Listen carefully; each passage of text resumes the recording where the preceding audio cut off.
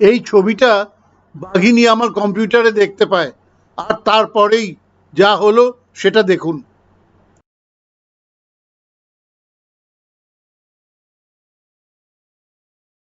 গতকাল সকাল থেকে আমার দাঁতে একটু প্রবলেম হয়েছিল। বিকেলবেলায় বুঝতে পারলাম যে আমার একটা দাঁত একটু ভেঙে গেছে। আমার দাঁতের ডাক্তার আমাদের বাড়ির একতলায় যে আমার কলেজের দাদা থাকে, অর্ণবদা, তার ভাগ্নে। বৌদিকে দিয়ে ফোন করিয়ে অ্যাপয়েন্টমেন্ট নিয়ে নিলাম, আর আমি প্রিপেয়ার্ড হয়ে গেছিলাম যে আমার দাঁতটা বোধহয় তুলে দেবে। টেকনিক্যালি এটাই হবে আমার প্রথম দাঁত তোলা।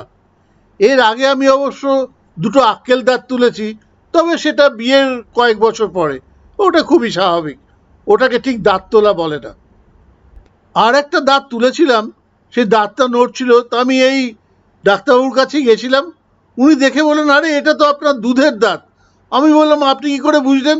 বলে, আমি দাঁতের ডাক্তার, মরফোলজি দেখে বুঝতে পারবো না এটা আপনার দুধের দাঁত? এর নিচে দাঁত আছে কিনা সেটা দেখতে হবে।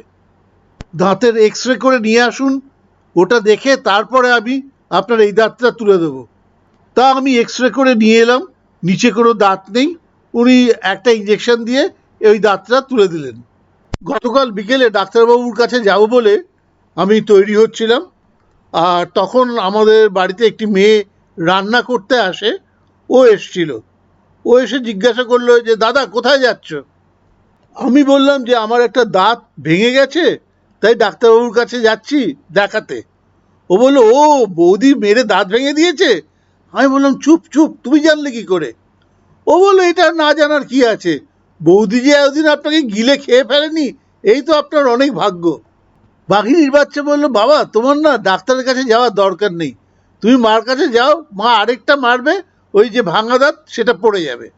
আমি বাঘিনীর বাচ্চাকে বললাম, কি যা তা বলছিস? তারপরে দেখবো যেই দাঁতটা ভেঙেছে সেটা তো পড়লো না, তার পাশের দাঁতটা পড়ে গেছে। তারপরে আমি গেলাম ডক্টর জীবন মিশ্রর কাছে। উনি দেখে বললেন, বাবা আপনার তো দাঁতটা ভেঙে গেছে, এরম ভাবে ভাঙলো কি করে? আমি তো আর বলতে পারি না কি করে ভাঙলো। আমার ওই খেতে গিয়ে কি একটা পড়লো, দাঁতটা ভেঙে গেল। ডক্টর মিশ্র আমাকে বললেন, পুরো দাঁতটা তোলার দরকার নেই, যেই টুকরোটা ভেঙেছে সেই টুকরোটা আমি তুলে দিচ্ছি। একটা ইঞ্জেকশন দেবো কি? আমি বললাম, যদি দরকার হয় দেবেন। উনি প্যাট করে একটা ইঞ্জেকশন দিয়ে হাত দিয়েই টেনে দাঁতটা তুলে দিলেন।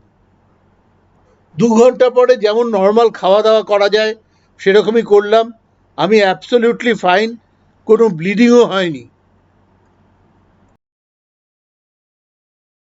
তাই বলছি, দাঁতের যত্ন নিন।